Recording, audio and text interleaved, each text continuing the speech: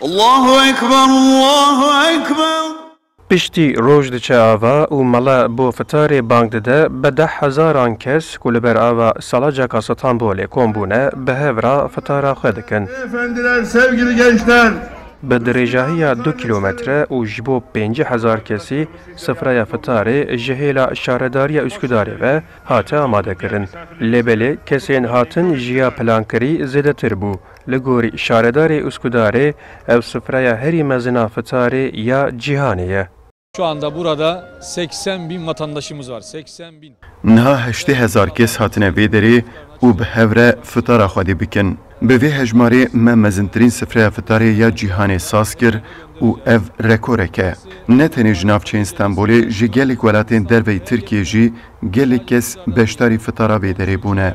Em şanazin ku pêkhateyên ciyawaz ên civakê li derdora sifreyekê kom bûne. Gelmiş. Almanya'dan gelenler var.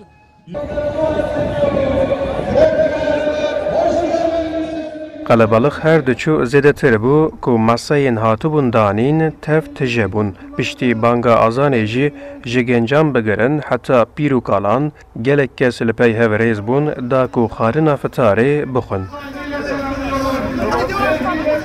Çok güzel, çok mutlu.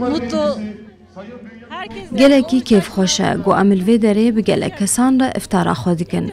Li cihekî wisa xweş e ev bername hatiye amadekirin. Em pê dilxweş in. İstanbullular için Üsküdar. Emeği geçen herkesten çok teşekkür ederiz. Em spasiya wan kesan dikin ku karekî wiha bi xêr pêk anîne. Bi rastî jî dîmenekî xweş û ciyawaz li bir heye. Herkesin emeğine sağlık. ev girseya mezin ku têda gelek kesên zehmetiyên madî dikeşin jî hebûn wek nîşaneya encama bihabûna jiyanê ya wî welatê jî tê dîtin. Erjanda, Kurdistan 24, İstanbul. Bu güzel akşamda yaşıyoruz.